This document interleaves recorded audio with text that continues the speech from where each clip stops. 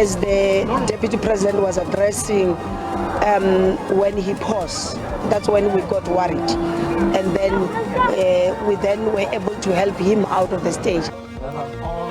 Ufumene unyango uPaul Mashatile emva kokufisqaqa komsitho bubanjwe eTzaneen eLimpopo ngalentsasa. Ubekwe kwikhaya lokugqibela uJessica Mbangeni enqamakho eMpuma Koloni namhlanje.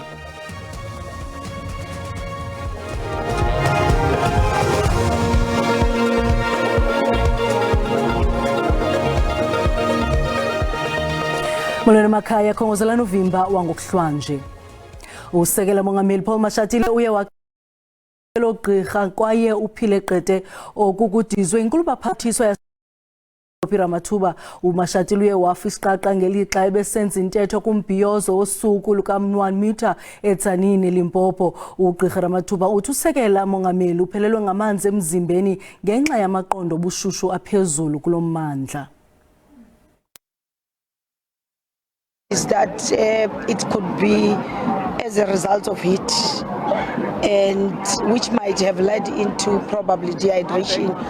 As the Deputy President was addressing, when he paused, that's when we got worried. And then we were able to help him out of the stage. I wouldn't say he had collapsed because I didn't see him collapsing. Remember, I was sitting right behind him. And when Ms. Mashatile said to me, let's observe him.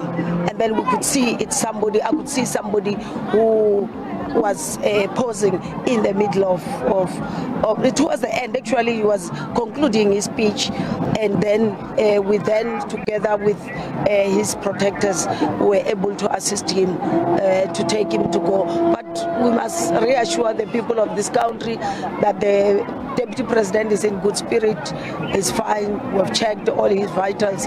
We are satisfied. Ugqirha Jessica Mbangeni ubekwe kwikhaya lakhe lokugqibela kwelokuzalwa enqamakho kwiphondo leMpuma Koloni. Mbangeni beyimbonge yaziwayo kumanqwanqwa ehlabathi, imvumi, umbhali ekwangusomashishini wempahla zesintu. Abazili bamchaze njengomntu obengenantanga kwicandelo lezobugcisa. Inkonzo yokuthi indlelanhle kugqirha uJessica Mbangeni. Abazili bebenxibe isinxibo sakwantu, imbongi, abaxhensi besabelana ngeqonga. Usapho nezihlobo zimchaze njengesibane ebesikhanyisela wonke umuntu. She was a pillar of strength. She was what to call she was she was healing. We are coming to bid farewell kumuntu ozinikezele life basha special about creative sector wazinikezela nokubafundisa ukuthunga impahla yesiXhosa. Abazili bathi balahlekelwe lichanhliziyo lezenkcubeko. Beyinkokheli yomnqunqo. Samkhumbula ngosithanda kakhulu, ngokuthanda ukusinxibisa, ngokuthanda ukusimema kwindawo zonke behamba kuzo indawo zolonwabo. Umphathiswa wamasiko nenkcubeko uthi iphondo lilahlekelwe. uBishop Mbangeni akakhange abe ngumuntu nje ophelele ukuphucula nokucacisa inkcubeko nolwimi lwesiXhosa apha ephondweni leMpuma Koloni, kodwa uhambe amazwe ngamazwe eqaqambisa inkcubeko yephondo leMpuma Koloni, eqaqambisa ulwimi lwesiXhosa. uJessica Mbangeni uchazwe njengomntu odlala indima ephambili ekuphuhliseni inkcubeko nokukhuthaza abantu abatsha ukuba baxabise ububona. Sibulela kakhulu because uyilento siyifunayo ekukhuthazweni kwabantu abatsha abaphelelwa lithemba umhla nezolo. Abantu abatsha bangena kwizinto ngezinto kuba bekhalazela imeko zokungasebenzi nezinye izinto. Ngexesha abantu abatsha benento yonke abanokwazi uyisebenzisa ngexesha lenkululeko. So usisi Jessica ke enyanisweni ke ebengulo muntu. uJessica ushiya ngasemva abantwana bakhe ababini kunye nomama wakhe. Dinkululeko Nyembezi wendaba ze-SABC eNqamakwe. Imvumi yekwaito engasekhoyo uSandile Ngwenye Butsi ebeyintandane kubemi boMzantsi Afrika bewuthanda umculo wekwaito ethanda ilokishi yaseZola esoloko ethanda ukubamela abantu belokishi yaseSoweto. La ngamazwi athethwe ngomnye wabaseki beTS Records uTK Nciza okaNciza bethetha kumngcwabo wale mvumi isweleke ngolwesine kule veki iphelileyo eneminyaka engama-45.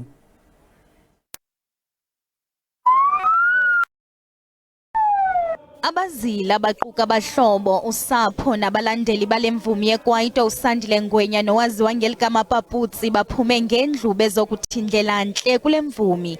Oxa bakhe emculweni baye bakhumbuza abazili ngesiphiwo sikaMapaputsi somculo weKwaito.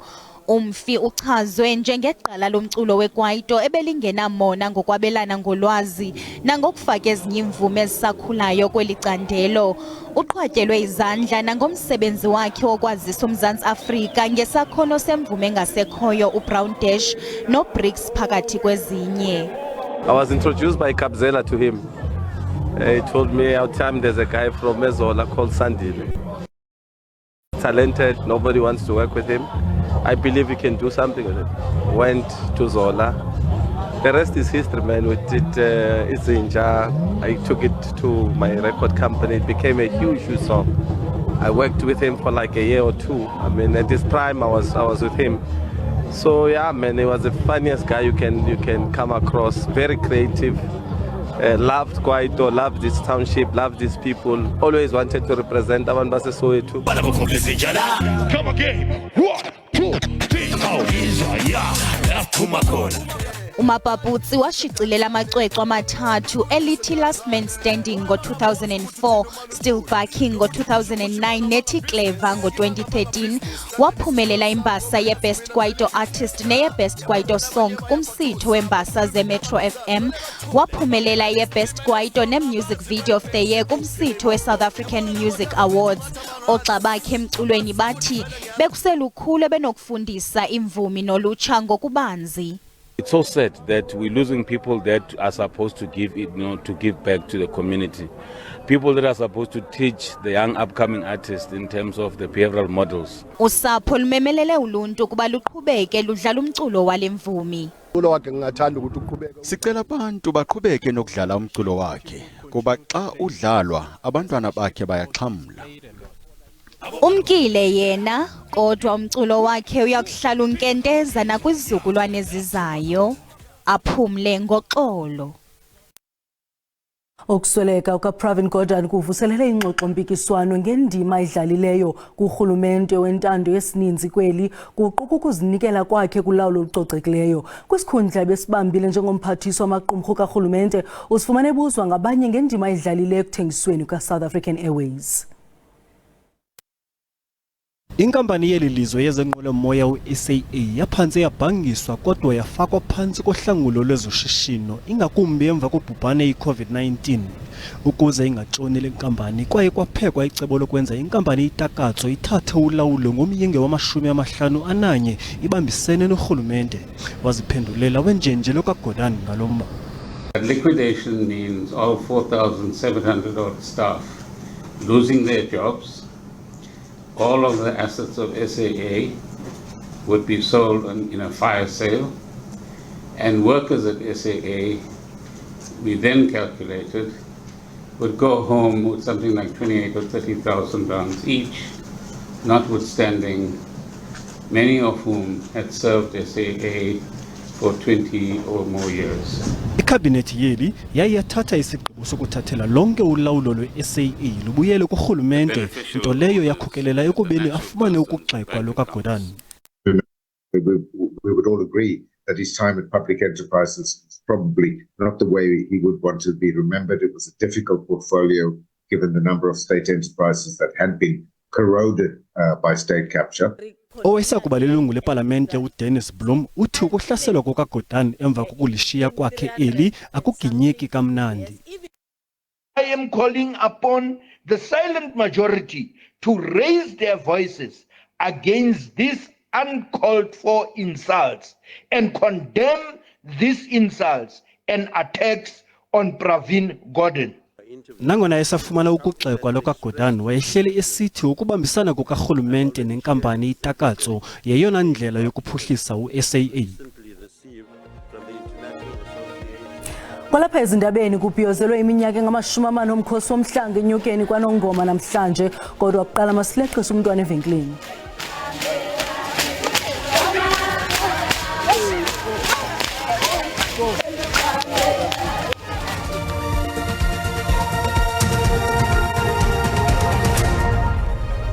Sinamukela kwakhona sikwabulisana kwabo basandula ukungena usabukela indaba kwijelo SABC 1 siza ngqo kwikomkhulu leSABC eGauteng. Uyakwazi ke ukuzibukela kwakhona izindaba kwijelo leYouTube ngokuthi SABC indaba zesiXhosa. Siyacela ukuba xa ubukela ucofe ulike, sikwabongoza kanjalo ukuba awukwamcofa usubscribe wenze njalo.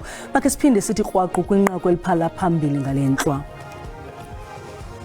Usekela Mongameli Paul Mashatile uye waxilongwa liqela lakhe logqirha kwaye uphile qete okukudizwe inkulu baphathiswa yaseLimpopo ugqirha Bobby Ramathuba. uMashatile uye wafisiqaqa ngelixa ebesenza intetho kumbhiyozo wosuku lukaNwamithwa eTzaneen eLimpopo. Ufinca iminyaka engama-40 umsitho wengcongolo waziwa njengomkhosi womhlanga. Amawaka wakentombi inkokheli zomthonyama kweli nakwi-Afrika iphela nabaseburhulumenteni baphume ngendlu bekuzima salo msitho. Ukumkani ukhuthaze isizwe ukuba simanyane nama-Afrika ngokubanzi kwaye ukhuthaze intombi ukuba zihlale zizigcine nyulu.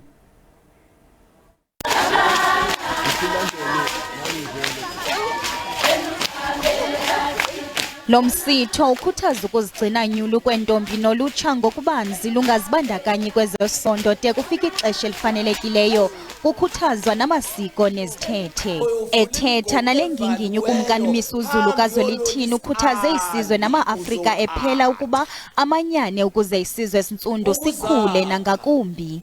Kusemqoka ukuba sikhumbule iminyaka engama-40 siphinda emuva lapho sikhumbula khona ukuthi singobani ngamasiko ethu njengoZulu. Akukho njengesizwe thina esikuswele.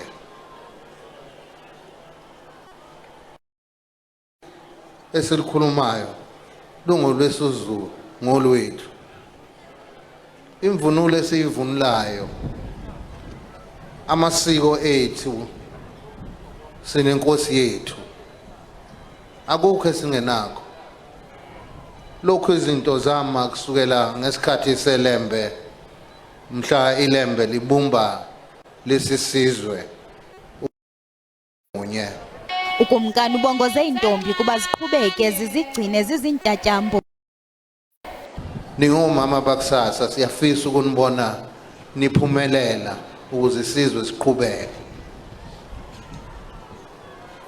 Nokuyibheka ke nigade bantu abami bodade wethu nigade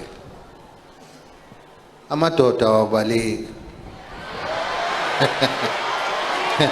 nizelwe ekhona nizoze niwashiye futhi. Lingajahi.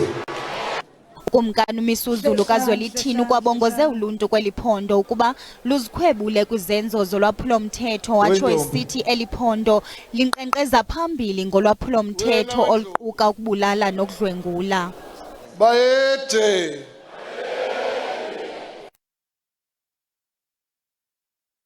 Umbutho waseKimberley kumntla koloni usebenzisa lenyanga yamagugu ukukhahlela kwiqala lomzabalazo Robert Sobukwe. Lo mbutho uthi ufuna ukuthatha uluntu kuhambo lwahanjwa nguSobukwe kweentsuku zokuphila kwakhe eRhaleshewe.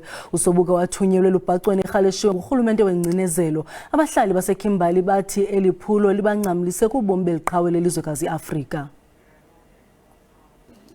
Kumashumi amane sele walandulela ililo kaSobukwe ifuthe ngobomi bakhe lisavakala kunanamhlanje. Abancinci nabadala bathathe oluhambo luqale kwiofisi awayesebenzela kuyo ukuya kwityalike awayikhonza kuyo.